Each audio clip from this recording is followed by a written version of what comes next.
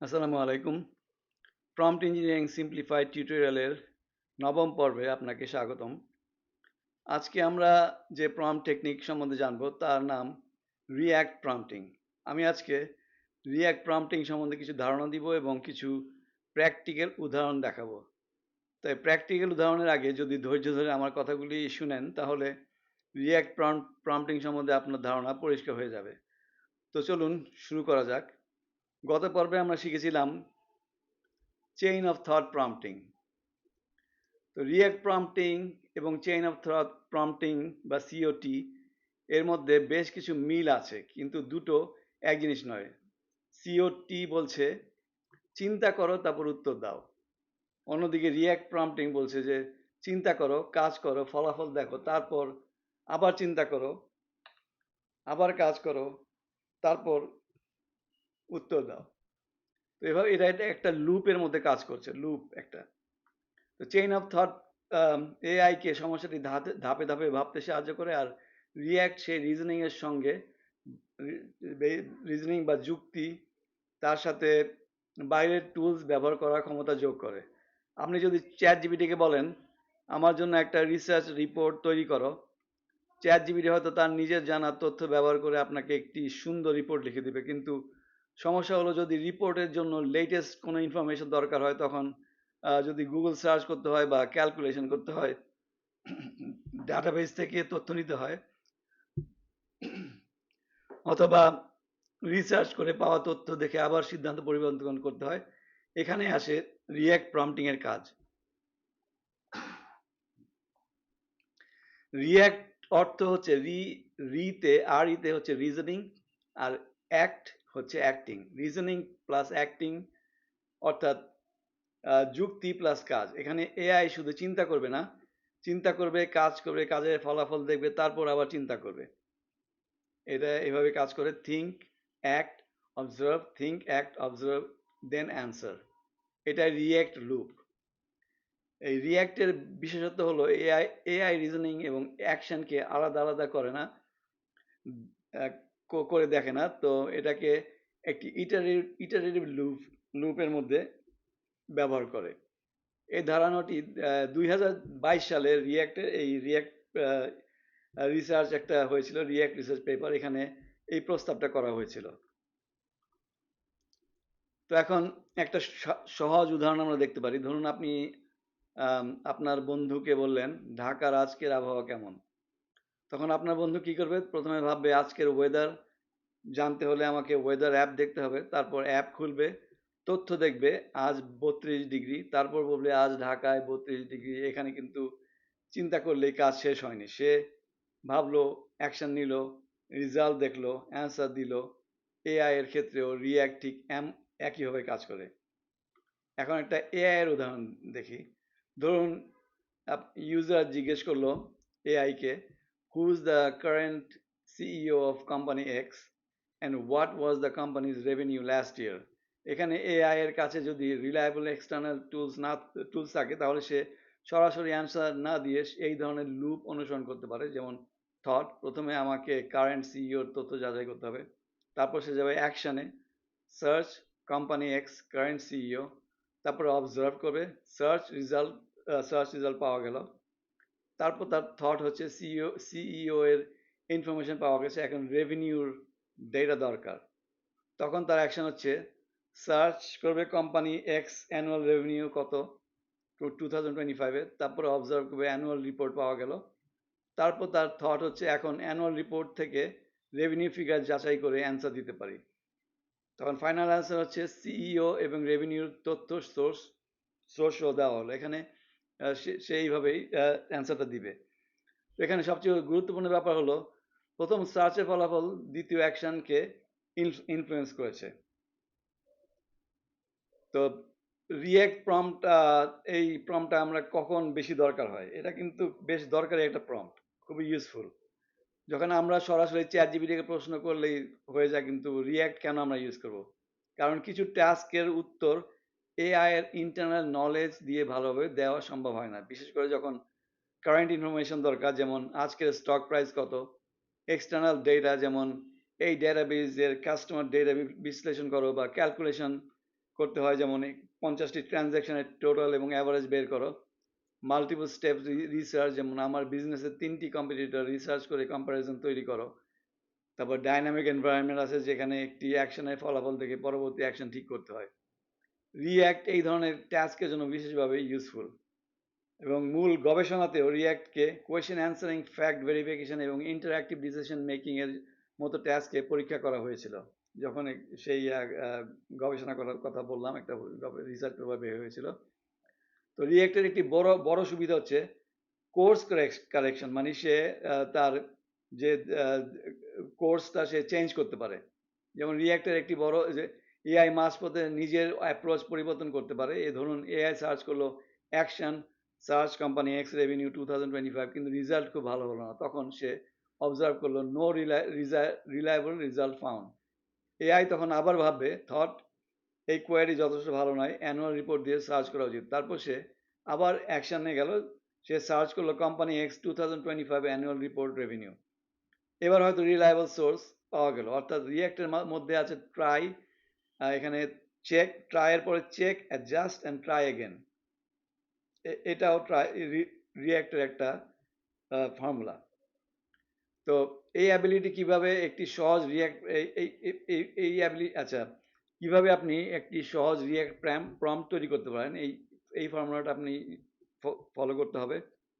ধরুন আপনি বলেন you are a research assistant for a complex task, use the following react style process. তো আপনার প্রথমেই যেটা হবে যে চিন্তাটা দিতে হবে, thought, determine what information is needed, যেটা যে ইনফরমেশন আপনার দরকার সেটা ডিটারমিন করে দিতে হবে। তারপর হবে অ্যাকশন, ডিসাইড, ওকে বলবেন decide what tool or action should be use, যেসব, তারপর observation, examine the result of the action, তারপর repeat the process until enough information is available, মানে প্রসেসটা রিপিট করতে হবে, এনাফ ইনফরমেশন না পাওয়া পর্যন্ত সে প্রসেসটা রিপিট করবে। তারপর provide the final answer based on the verified information, do not guess when reliable external information is required। তো এখানে একটা এআই কে ওয়ার্ক ফ্লো দেওয়া হলো, যেমন thought, action, observation, repeat and final answer. এখন আমরা কিছু প্র্যাকটিক্যাল এক্সাম্পল আমরা দেখব। এটা হচ্ছে 1 নাম্বার প্রম্পটে আমরা দেখি রিসার্চের জন্য। এই রিসার্চটা হচ্ছে, আমি জানতে চাচ্ছি যে হাঁটা কি রানিং এর চেয়ে ভালো, যে ফ্যাট লস করতে হলে is walking better than running for fat loss.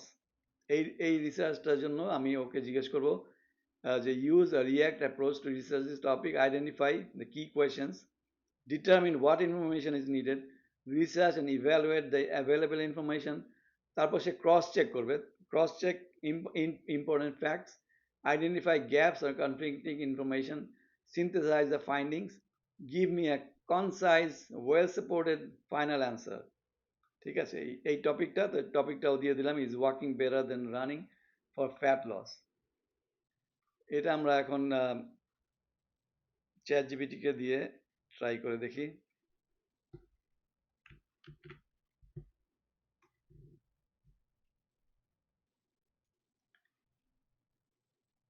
সে কিন্তু এখন সার্চ করছে, যেহেতু তাকে সার্চ করতে বলা হয়েছে, এবং সে সেইভাবে সার্চ করে একটা ভালো একটা অ্যান্সার আপনাকে দিবে। Is walking better than running for fat loss? Short answer, no, not generally. Running is more time efficient burning calories, but walking can be just as useful for fat loss if you do enough of it consistently। আচ্ছা, এটা হচ্ছে short answer দিল। What the evidence says, running burns more calories, running also uses more energy, but walking absolutely can reduce bad body fat. More exercise generally means more fat loss. There isn't enough evidence that one particular exercise mode is inherently superior for weight loss. The important distinction হচ্ছে burning fat versus losing body fat. So which should you choose? আপনাকে জিজ্ঞেস করছে যে আপনি কোনটা তাহলে choose করবেন। Better choice হচ্ছে ম্যাক্সিমাম ক্যালোরির জন্য, বার্নের জন্য রানিং, এটা হচ্ছে better choice. Beginner currently inactive হচ্ছে ওয়াকিং। তো এই চয়েসগুলো আপনাকে দিল। তো সে আবার তার কনক্লুশন বললো, if you can comfortably run without injury, running is more time efficient for fat loss. and importantly diet still matters greatly. The bottom line হচ্ছে running is faster, walking is easier to sustain for fat loss, consistency and total energy expenditure. তো এটা হচ্ছে তার react prompting থেকে সে আমাকে এই উত্তরটা দিল। এখন আমরা আরেকটা ট্রাই করতে পারি।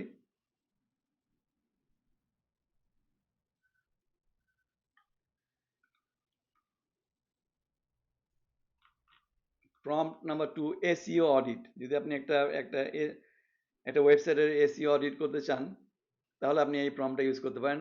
act as an SEO expert and use the React style workflow, analyze, identify technical SEO, আচ্ছা, prioritize problems for each important problem, recommend a specific solution, finally give me a prioritized action plan, website, আচ্ছা ওয়েবসাইটটাও দিয়ে দিলাম, এটা হচ্ছে website wayfarer.travel।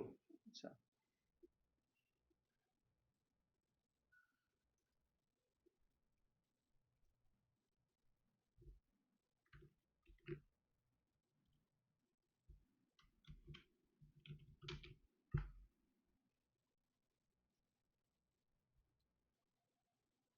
সে এখন ওয়েবসাইটটা সে search করবে এবং আমাকে একটা SEO audit দিয়ে দিল। SEO audit for wayfarer.travel.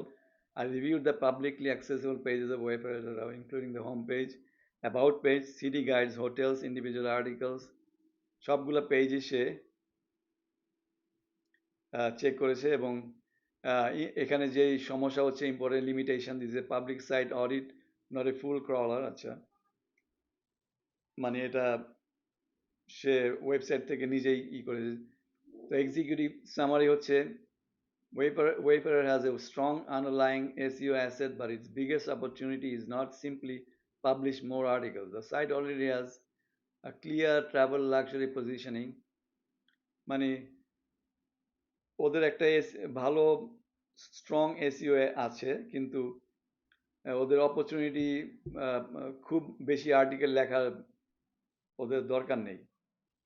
এই জন্য সে এই অডিটটা করে সে আমাকে দিল। In other words, Wayfarer looks like a strong travel magazine, but it should be structured more deliberately like a search-driven travel knowledge platform. ঠিক আছে, এটা ট্রাভেল ম্যাগাজিন হলেও এটা সুন্দর যেটা স্ট্রাকচার করতে হবে সেটা হচ্ছে search driven travel knowledge platform হিসেবে স্ট্রাকচার করতে বলছে। আচ্ছা, সে প্রায়োরিটাইজ করবে যেগুলা area, search search intent, destination, এগুলো হচ্ছে ভেরি হাই, তারপরে হাই, মিডিয়াম হাই যেগুলা। First, what should wayfarer be ranking for, এটা আপনাকে দিল, দিস ইজ দ্য যে কারণে র্যাঙ্ক করা হবে, হোটেলস, এয়ারলাইন্স। তারপরে দিল প্রবলেম কন্টেন্ট, প্রবলেম হচ্ছে content is broad but not sufficiently search intent driven. আচ্ছা, এটা অনেকগুলো অনেক বেশ কন্টেন্ট আছে কিন্তু সার্চ ইন্টেন্ট ড্রিভেন না এগুলা। তো আপনাকে একটা পুরো এসইও অডিট সে দিয়ে দিল, যে অডিটটা আপনি যদি নিজে করতে যেতেন তাহলে অনেক সময় লেগে যেত। তো এটা হচ্ছে চ্যাট জিপিটির একটা খুব পাওয়ারফুল, খুব একটা স্ট্রং পাওয়ার। সে কয়েক সেকেন্ডের মধ্যে আপনাকে একটা একটা পুরো ওয়েবসাইটের অডিট সে আপনাকে এখানে দিয়ে দিল। তবে এখানে আবার বললো technical SEO needs a proper crawler audit, যা যা লাগবে সে সব কিছুই এখানে আপনাকে দিয়ে দিল। এবং এটা হচ্ছে আপনার একটা ওয়েবসাইটের কমপ্লিট অডিট সে এখানে আপনাকে দিল। তো এখন আমরা আরেকটা ট্রাই করি। 3 নাম্বারে দেব লিড জেনারেশন।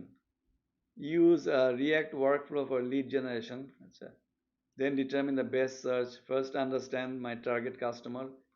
এটার পর তো টার্গেট হচ্ছে আমি ডেন্টিস্ট, ডালাস টেক্সাসের ডেন্টিস্ট, তাদের ইনফরমেশন আমি চাচ্ছি। যে কলামগুলো লাগবে সেগুলো হচ্ছে name, business name, website, email, location, source, এগুলো আমি দিতে বললাম ওকে। এটা এখন আমি ট্রাই করব।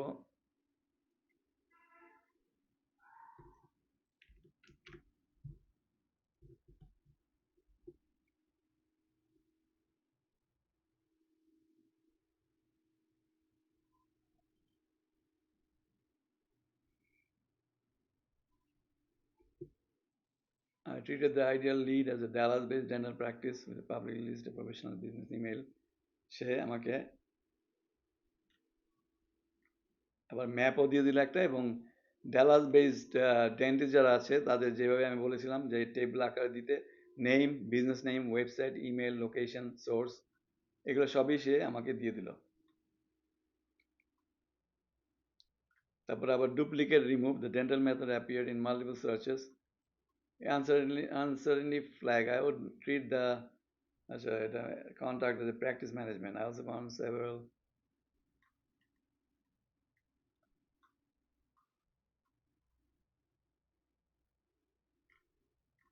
ওকে, এখন আমরা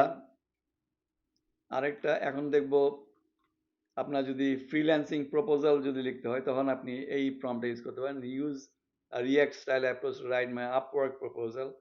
first identify the clients main problem, required skills. যদি আপনার আপওয়ার্কের হয় তো আপওয়ার্কের কথা লিখে দিবেন, desired outcome, hidden concerns or risk, then match my skills to the clients needs, write a concise natural. আচ্ছা, জব পোস্ট, এখানে জব পোস্ট যেটা ছিল এখানে আপনি জব পোস্টটা পেস্ট করে দিবেন। পেস্ট করে দিয়ে ওখানে চ্যাট জিপিটিকে দিলে সে আপনাকে একটা সুন্দর একটা প্রপোজাল সে লিখে দিবে উইদিন সেকেন্ডস। এখন একটা মাস্টার রিয়াক্ট প্রম্পট দেখব। এটা হচ্ছে একটা রিইউজেবল টেমপ্লেট। তো এখানে বলা হচ্ছে যে you are an intelligent task solving assistant for complex task, use a react style workflow, follow this process. ঠিক আছে, এই প্রসেসগুলো দিয়ে repeat until sufficient reliable information available, provide a concise rules, do not guess, use external tools when necessary, if an action produces an unexpected result, reassess and choose a better next action. Stop when the task has been adequately solved. এই প্রম্পটটা বিভিন্ন research, analysis এবং টুল based or ওয়ার্কফ্লোর জন্য customise করা যাবে। তো ঠিক আছে, তো আবার আপনাকে বলছি যে রিয়্যাক্ট হচ্ছে মনে রাখার সবচেয়ে সহজ, রিয়্যাক্ট মনে রাখার সবচেয়ে সহজ ফর্মুলা হচ্ছে থিঙ্ক, আমার কি জানা দরকার প্রথমে, তারপর হচ্ছে অ্যাক্ট, আমি কি অ্যাকশন নেব, তারপর অবজার্ভ অ্যাকশন, এর ফলাফল, তারপর করতে হবে অ্যাডাপ্ট, এখন কি আমার অ্যাপ্রোচ পরিবর্তন করতে হবে নাকি, তারপর আবার থিঙ্ক, অ্যাক্ট, অবজার্ভ, অ্যাডাপ্ট। যতক্ষণ এই think, act, observe and adapt এটা চলতে থাকবে যতক্ষণ না কাজ শেষ হচ্ছে। এটা হচ্ছে রিয়্যাক্ট প্রম্পটিং এর একটা বোঝার একটা বড় একটা সহজ উপায় আর কি। তো এরপর যখন কোনো এআই কে শুধু একটি অ্যান্সার না দিয়ে রিসার্চ করতে, ইনফরমেশন ভেরিফাই করতে বা টুলস ব্যবহার করতে এবং মাঝপথে সিদ্ধান্ত পরিবর্তন করতে হবে, তখন রিয়্যাক্টের কথা মনে রাখবেন। তো আমার এই ভিডিওটি ভালো লাগলে লাইক দিন, শেয়ার করুন এবং আমার চ্যানেলটি সাবস্ক্রাইব করুন। ভিডিওটি দেখার জন্য ধন্যবাদ। দেখা হবে প্রম্পট ইঞ্জিনিয়ারিং সিম্পলিফাইড টিউটোরিয়ালের পরবর্তী পর্বে। আল্লাহ হাফেজ।